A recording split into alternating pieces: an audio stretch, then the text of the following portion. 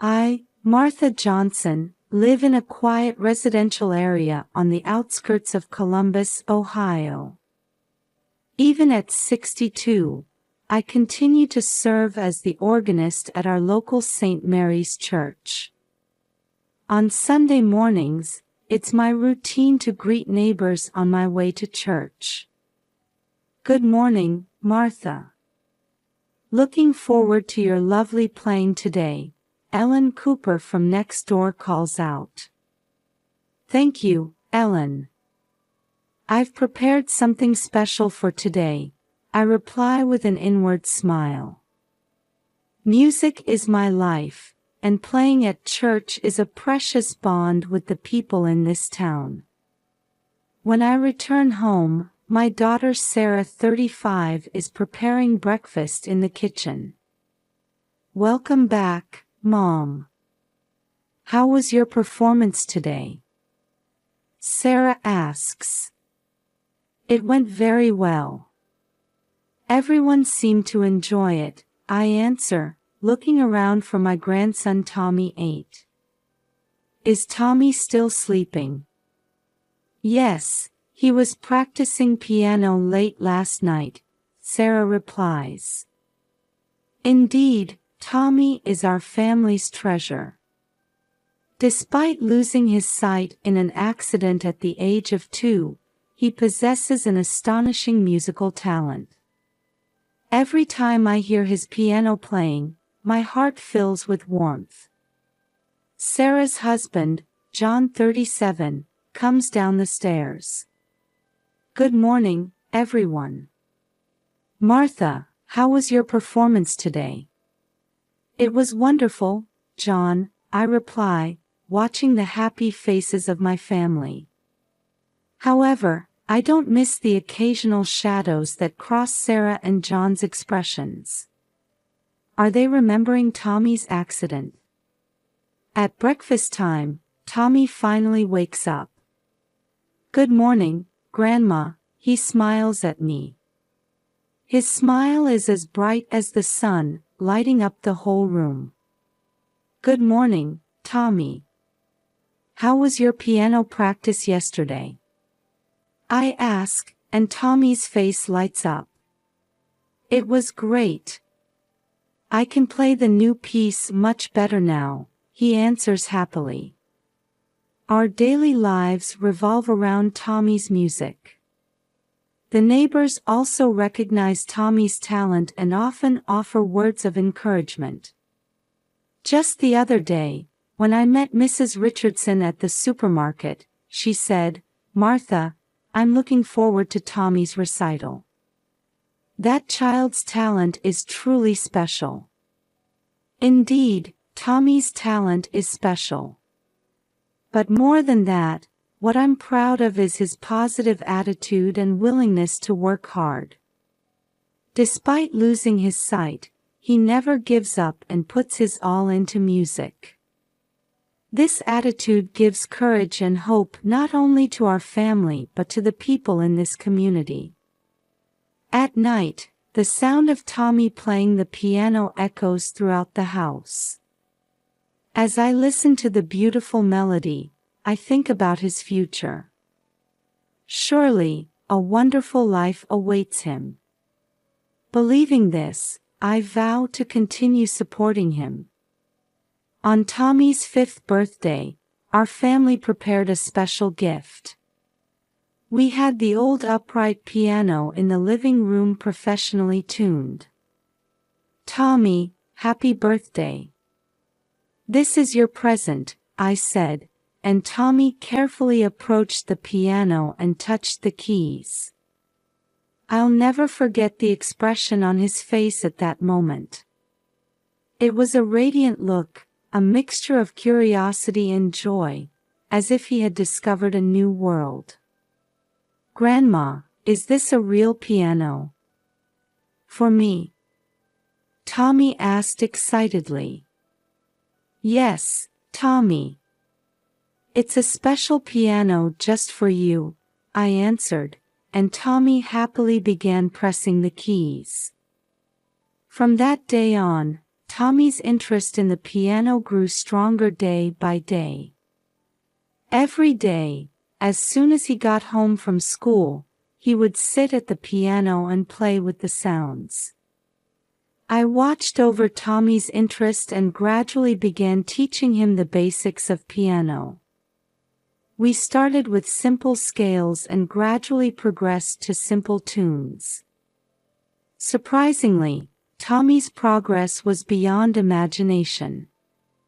He quickly memorized the songs I taught him and went on to tackle more difficult pieces.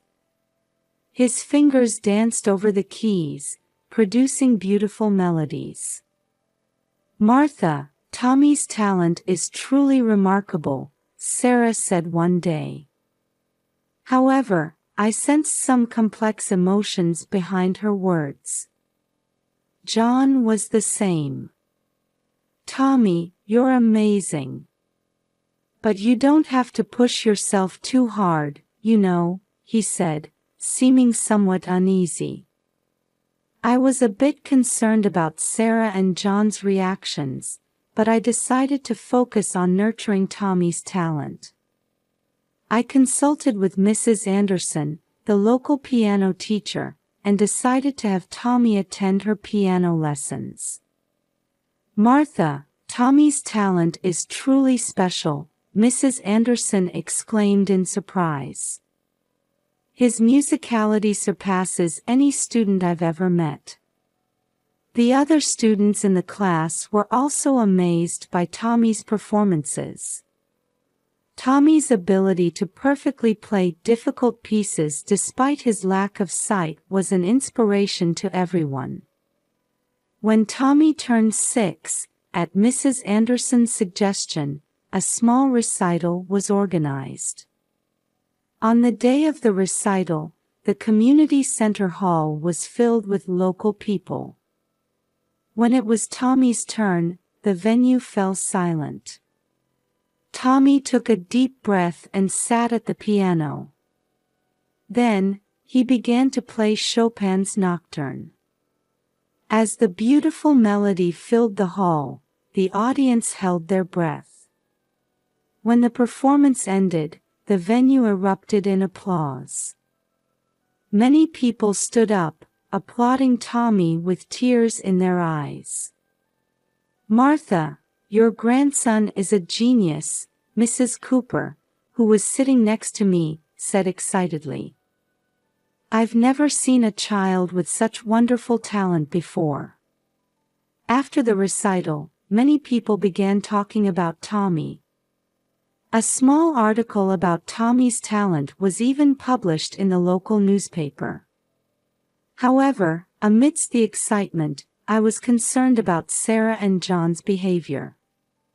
They wore happy expressions, but they also seemed somewhat uneasy. "Mom, Tommy's talent is amazing, isn't it?" Sarah said, but there was a hint of anxiety in her eyes. "Yes, it really is," John agreed, but his voice seemed to be mixed with complex emotions. While I questioned their reactions, I decided to focus on nurturing Tommy's talent. I believed that Tommy's passion and talent for music would surely brighten his future. A few months after Tommy's small recital, I found a flyer for the Ohio Young Musician Competition. This contest is a prestigious event that serves as a big challenge for young musicians in the state. "Tommy, would you like to enter this competition?" I suggested, and Tommy's face lit up. "Really? I'd love to try," he answered excitedly. However, Sarah and John's reactions were complex. "Mom, Tommy is still so young. Isn't it too early for him to enter such a big competition?" Sarah said worriedly. "That's right. Tommy, you don't need to feel pressured," John agreed. However, seeing Tommy's enthusiasm, his parents eventually agreed. And so, we began preparing for the competition. Tommy's practice became more intense than ever. He practiced for an hour before school in the morning, 2 hours after school, and another hour at night, without fail every day. "Grandma, I want to play this part more expressively. How should I do it?" Tommy would ask. I listen carefully to his playing and offer advice. "Well, Tommy, why don't you try playing this part a bit slower and let each note resonate more?" Tommy listens seriously and immediately tries it. His concentration and desire to improve always amaze me. However, as the practice continued, a change appeared in Sarah and John's attitude. The two, who were previously supportive, began to show anxious expressions. "Tommy, why don't you take a break now?" Sarah began to say frequently. "That's right, Tommy. Don't push yourself too hard," John chimed in. I felt uncomfortable with the change in their attitude. Why are they so reluctant when this is a chance to develop Tommy's talent? One night, I overheard Sarah and John's hushed conversation. "John, is this really okay?" "Tommy is." "I know, Sarah." But at this point, their conversation was fragmented, and I couldn't catch everything, but I felt there was some serious secret. As the competition approached, Tommy's anxiety also grew. "Grandma, do you think I can play well?" he asked worriedly. "You'll be fine, Tommy. You've practiced enough. Have confidence," I encourage him. However, the atmosphere in the family became more tense day by day. Sarah and John began to show guilty expressions whenever they saw Tommy practicing. "Tommy, you've practiced enough. Why don't you take a break?" Sarah would say. "That's right. Why don't you try getting interested in something other than music?" John would suggest. Tommy looked confused. "But I like the piano. I want to enter the competition." I didn't understand the cause of this family tension. Why can't they wholeheartedly rejoice in their son's great success? Are they hiding something? On the night before the competition, we had dinner as a family. The atmosphere around the table was heavy, with little conversation. "Tomorrow is a big day, Tommy," I said, and Tommy nodded nervously. "Yes, Tommy. Do your best," John said, but his voice lacked energy. Sarah remained silent, continuing her meal. In my heart, doubts grew larger and larger. Does this family have some serious secret? And is it somehow related to Tommy's talent? When we got home, I made up my mind. I must find out the truth from Sarah and John soon. For Tommy's sake, and for our family's sake. The day after the competition, a celebration for Tommy's victory was to be held at the local community center. I headed to the center early in the morning to help with the preparations. "Martha, congratulations. Tommy's talent is truly amazing," Mrs. Cooper called out to me. "Thank you. This result is thanks to everyone's support," I replied. The venue was decorated with handmade banners and Tommy's photos, creating a celebratory atmosphere. Tables were laid out with cakes and snacks donated by the local bakery. At 2 p.m., the victory celebration began. People from the community, Tommy's school friends, and teachers arrived one after another. Everyone offered warm words to Tommy, praising his talent. "Tommy, your performance was truly wonderful. I'm looking forward to your future activities." Tommy responded to people's words a bit shyly, but happily. However, I was concerned about Sarah and John's behavior. The two were standing in a corner of the venue, looking uneasy. Occasionally, they would look at Tommy with anxious eyes. As the celebration reached its midpoint, the host encouraged Tommy to give a speech. "Now, let's hear a few words from our winner, Tommy." As the venue fell silent, Tommy stood in front of the microphone. He took a deep breath and began to speak. "Everyone, thank you for coming today. I'm truly happy about this victory." Tommy paused for a moment, and then continued with unexpected words. "But there's something I need to tell you all. Actually, the reason I became blind." Tension ran through the venue. I could see Sarah and John's faces turning pale. "Actually, it wasn't an accident. My parents intentionally." The sudden confession threw the venue into chaos. People raised voices of surprise, looking at each other. "My parents deliberately injured my eyes to make me famous." Tommy's words plunged the venue into complete confusion.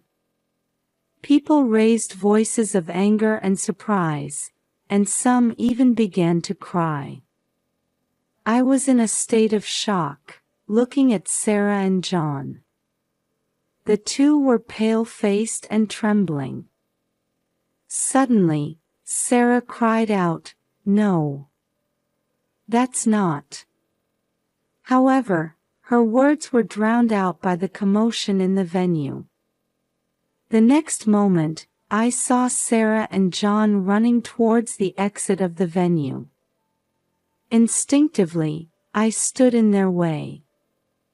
"Wait. Running away won't solve anything." At my voice, the two stopped. Sarah collapsed in tears, and John stood dazed. At that time, someone seemed to have called the police, as the sound of sirens could be heard. The police arrived and began to assess the situation. The officers are trying to calm the chaotic venue. "Everyone, please calm down. We'll hear the details of the situation." A police officer raised his voice. Tommy quietly approached the police officer and began to tell his story. Sarah and John, accompanied by another police officer, are being questioned in a corner of the venue. I stood by Tommy's side and put my arm around his shoulders. "It's okay, Tommy. No one will hurt you anymore." Tommy nodded slightly and leaned against me. A heavy atmosphere hangs over the venue. People are watching the development of the situation with expressions mixing surprise, sadness, and anger. Mrs. Cooper approached me. "Martha, it must have been hard. Is there anything I can do to help?" "Thank you. For now, I just want to stay by Tommy's side," I answered. The police decided to take Sarah and John to the station. As the two got into the police vehicle, I watched with complex emotions. Anger, sadness, and a strange emptiness fill my heart. The victory celebration ended in a way no one had expected. People quietly left the venue, but with great shock. I hugged Tommy and began preparing to go home. The days ahead will certainly not be easy. However, now that the truth has come to light, we must take a new step forward. What will Tommy's brave confession bring to our family? The answer is not yet visible. I only clearly decided in my heart to continue protecting and supporting Tommy. Several days have passed since the victory celebration, and a full-scale police investigation has begun. Tommy and I have visited the police station several times to respond to inquiries. Why did you stay silent until now? When the detective asked Tommy, he answered in a small voice, "My parents threatened that if I talked, they would put me in an institution. But after winning the competition, I gained confidence. I thought I didn't need to hide anymore." Hearing these words, my heart ached. At the same time, I felt deep respect for Tommy's courage. Sarah and John were arrested and charged with child abuse. Their goal was to present Tommy as a child prodigy pianist with a disability and gain financial benefits. Knowing this fact, I felt my chest would burst with anger and sadness. The local community showed surprisingly strong support. Many people are trying to help Tommy, offering free counseling and legal assistance. "Martha, please let us know if you need anything. Let's all support Tommy together," Mrs. Cooper said. Tommy had complex feelings towards his parents. "Grandma, do I hate my parents? Or do I love them? I'm confused," he said crying, and I hugged him tightly. "Either is fine, Tommy. All your feelings are valid." As time passed, changes gradually appeared in our lives. Tommy has started receiving psychotherapy and is making efforts to face his emotions. Sarah and John also seem to be spending days of reflection in prison. A letter from them arrived for Tommy. "Tommy, we're truly sorry. We did something unforgivable. We're so sorry for hurting you." Tommy read the letter over and over, and it seemed that feelings of forgiveness towards his parents were slowly growing. "Grandma, I want to go see Dad and Mom someday," Tommy said, and I felt his growth. Sarah and John are also earnestly working on rehabilitation programs while serving their sentences. I received a report from their lawyer that the two are sincerely repentant and want to engage in community service activities after their release. We are now exploring a new form of family. Tommy and I, and hopefully in the future including the rehabilitated Sarah and John, are hoping to build new bonds. Tommy, your life from now on will surely be wonderful. Your music should give hope to many people, I said to Tommy. Tommy answered with a bright smile, "Yes, Grandma. I'll do my best. I want to make people happy with my music." Having overcome this hardship, our family has become stronger. Tommy's talent and courage, and the warm support of the people around us.